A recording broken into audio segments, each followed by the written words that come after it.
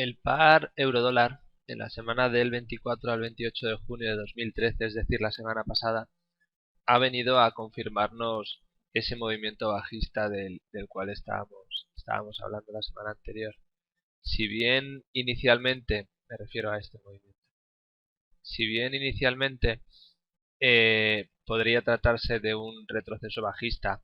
a toda la subida iniciada a mediados de mayo, aún nada está indicando que no pueda llegar a comportarse como una nueva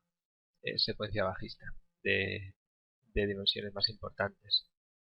Decíamos que, por ejemplo, aquí en el gráfico semanal, ninguna señal sería del todo clara mientras el precio se mantuviera entre la zona del 1.2780, 1.28 más o menos, y la zona del 1.3415 de los máximos que haya generado en junio durante la subida, ¿no? Y donde inició la bajada. Sin embargo, el gráfico de 4 horas sobre todo y en una hora también se puede apreciar un poquito, nos ha dejado un par de buenas oportunidades para entrar en el mercado esta semana y vamos a ir a ello. Vemos como en el gráfico diario no se termina de llegar a apreciar, tenemos una caída más o menos toda ella continuada, pero en gráfico de 4 horas se puede apreciar muchísimo más claramente. Bien, teniendo en cuenta que estas zonas que hemos comentado, el 1.34, el 1.3415 y el 1.2780, 1.28 más o menos, estas dos zonas, teniendo en cuenta que estas zonas se comportarán como soportes y resistencias con respecto al precio en el momento en el que el mercado llega a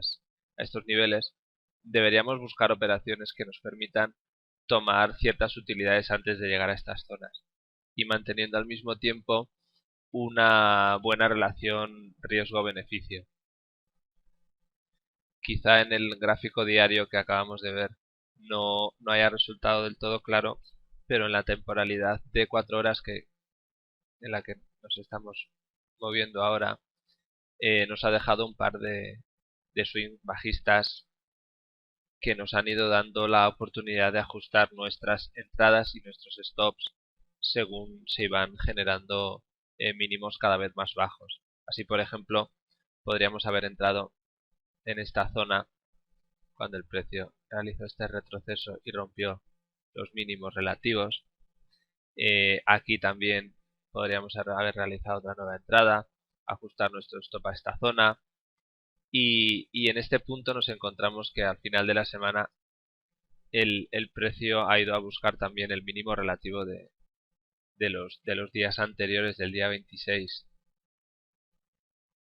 Por tanto, de confirmarse un cierre por debajo de esta zona, que es el 1.2785 más o menos, podríamos ajustar aún más nuestro stop por aquí, alrededor del 1.31 más o menos,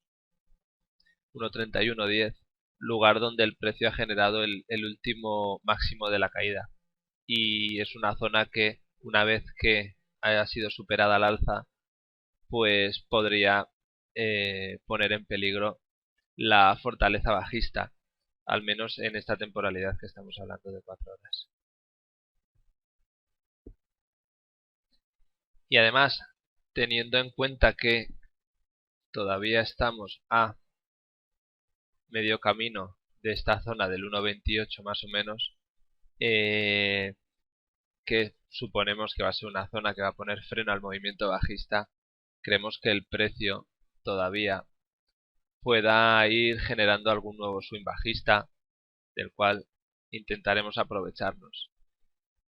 Pero vamos a tener muchísimo cuidado porque en gráfico alguno de nuestros indicadores ya aparece sobrevendido, como puede ser el estocástico.